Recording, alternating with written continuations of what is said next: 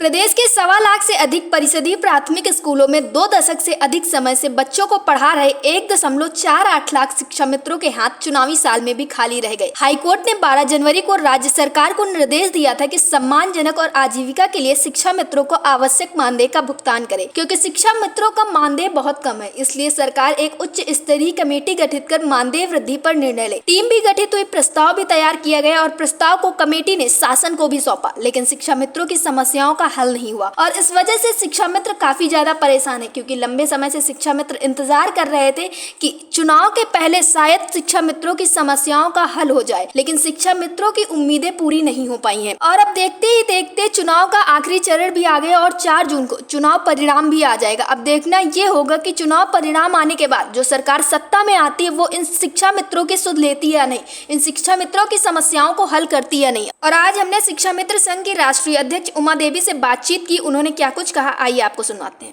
उमा जी, हमारे चैनल अटल टीवी पे आपका बहुत बहुत स्वागत है। धन्यवाद जी।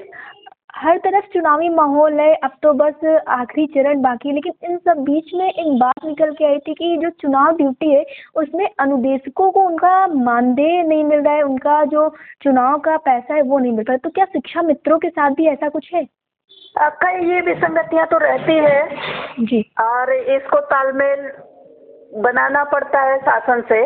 जी, अब ऐसे में यदि चाहे अनुदेशक हो, चाहे शिक्षक हो, चाहे शिक्षा मित्र हो, जी, इन लोगों को अगर कोई विसंगति है तो लेट देर सवेर मिलेगा। ऐसा नहीं है कि नहीं देते हैं, लेकिन देर सवेर विलम्ब से देते हैं। जी, जी नहीं तो मैं जानना ये चाह रही हूँ कि तो क्या शिक्षा मित्रों के साथ भी ऐसा कुछ हो रहा है या सिर्फ अनुदेशकों के साथ हो रहा है?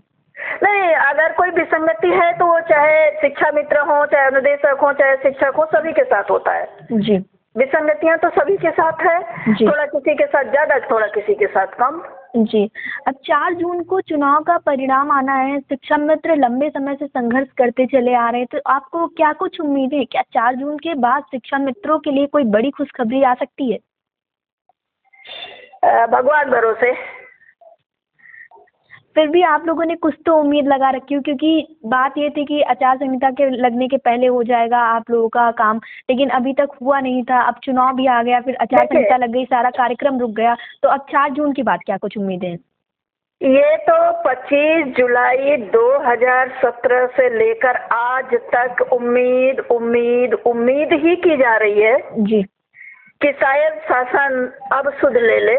जी, लेकिन शासन अपने हठे रवैये को ही अपनाए रहा। जी, उनके नेता, मंत्री या प्रशासनिक अधिकारी जी, सभी केवल कोरे आश्वासन देते रहे।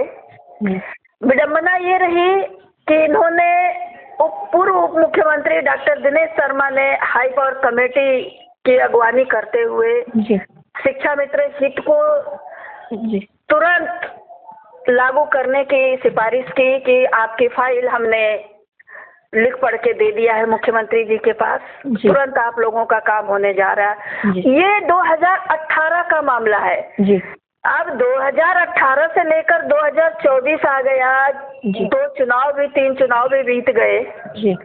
इन हालातों में यदि सरकार ने सुध नहीं लिया तो ये चुनाव कौन सा बड़ा मायने रखता है। जी, हाँ, ये है कि हमें अपने मार्ग पे प्रशस्त होना है, जी, अपनी मांगों को शासन में बराबर रखना है, जी, और रखा भी जा रहा है। जी, शासन के जितने भी प्रशासनिक अमला है या राजनीतिक अमला है, ये लोग केवल पूरा आश्वासन देके टाल के अपने जान को बचा लेते हैं कि हाँ ये आक्षेप मेरे ऊपर ना आए। जी, लेकिन अगर निराकरण की बात की जाए, मान लीजिए हम आप ही के डिबेट पे बैठे थे चैनल पे अटल टीवी के, जी, और आप ही हमारी एंकरिंग भी कर रही थी। जी, मलिक साहब थे, अविरल मलिक जी, जी, उन्होंने इतने गर्मजोशी से कहा कि हाँ बस बहुत जल्दी आप खाली हमें मांग पत्र दे दीजिए, हम मुख्यमंत्री जी तक पहुंचा के आपका निराकरण करते हैं। जी, धीरे धीरे 1.5 महीना 2 महीना इसको भी निकल गए। जी, अभी मलिक साहब की कोई बात नहीं आई और अन्य डिबेटों में मैं उनको देखती हूँ तो उनकी वही बातें निकल के आती है। जी, अरे भाई, अगर ठीक है शासन, मैं ये नहीं कहती कि काम नहीं कर रहा है या कर रहा है, जी, हमारा दर्द है उसको भी तो आप सत्ता में बैठे हैं, सुनेंगे कि नहीं सुनेंगे? जी।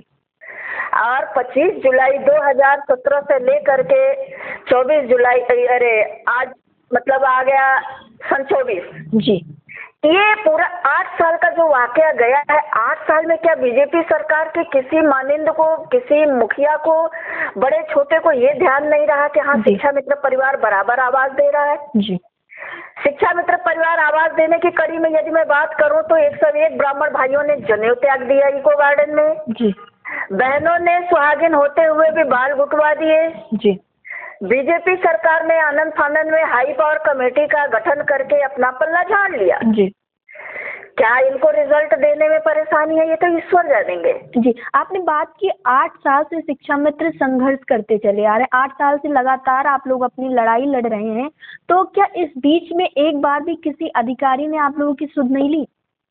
देखिए बातें तो जब जिसके ऑफिस में पहुंचो मांग पत्र वो अपनी जान बचाने के लिए ले लेते हैं। जी लेकिन उस मांग पत्र पे कोई कार्रवाई जी वो नहीं करते हैं। अगर कार्रवाई वो किए होते जी तो 25 जुलाई 2017 से लेकर आज जी आपका जून आ गया, जी 2-1 दिन और बाकी है, जी 24। क्या इन लोगों को आज तक इतने दिन में कभी एक मीटिंग, एक योजना, एक निर्धारण, एक नीति या एक परिस्थिति हालात को देखते हुए समझौता करने का वक्त निकालना मुनासिब नहीं था क्या? जी इन्होंने निकाला नहीं, हृदय से इन्होंने चाहा नहीं, बार बार ये आश्वासन देते रहे, इनका आश्वासन कोरा निकला।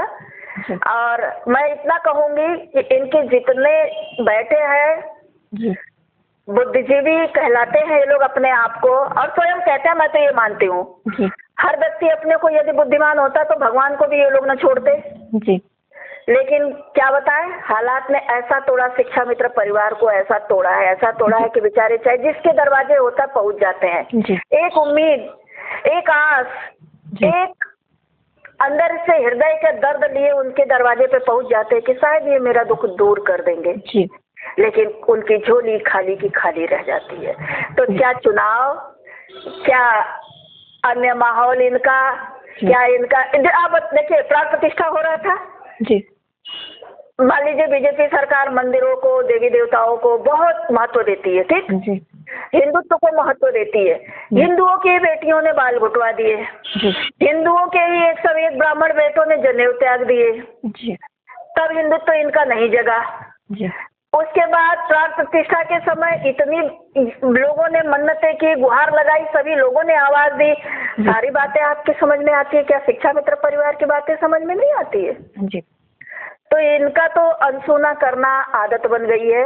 जी झूठ पे झूठ, झूठ पे झूठ, केवल कोरा आश्वासन ये लोग देते रहते हैं। जी और मैं इसीलिए बड़ी बेबाकी से कहती भी हूँ, आपको नहीं देना है जी तो एक लाइन कह दीजिए कि भाई हम आपको नहीं देंगे, शायद उसके बाद कोई आपके दरवाजे नहीं आता।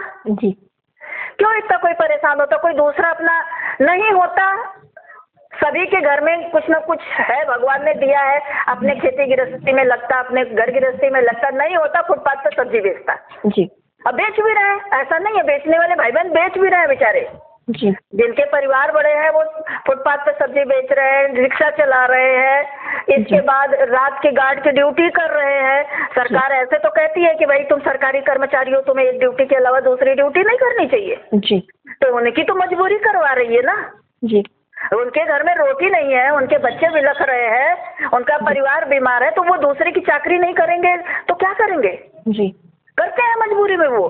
जी आपको यकीन मानिए मेरी बहन, जिस समय मैं आवाज दी थी ना, जी सरकार से मुझे केवल एक बात की आज भी दर्द है, इतना दर्द है जी कि आप किस बात का हिंदुत्व अपनाते हैं? जी अपनाते किस बात को मान लेते हैं कि हाँ भाई ये हमारे हिंदू हैं। जी हिंदू के बेटे बेटियां भूख से तड़प रहे हैं, आप हिंदुत्व की बात कर रहे हैं? जी जो भूख से तड़प रहा हो आपके हिंदुत्व को समझेगा क्या? ये तो समझिए 24 साल 25 साल के शिक्षा मित्र परिवार ने अपने आप में इतना मजबूत बनाया है जी कि परिस्थिति कितनी भी विषम हो, बेचारे रोते रहते हैं, तड़पते रहते हैं, फिर भी अपने काम पे चलते रहते हैं। जी एक बंगाली में कहावत थी ना, एकला चलो रे एकला चलो रे।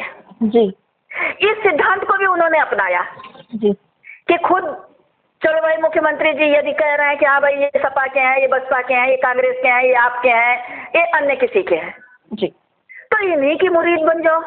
जी इन्हीं के मुरीद बनने के बाद ये दुर्दशा का आलम है।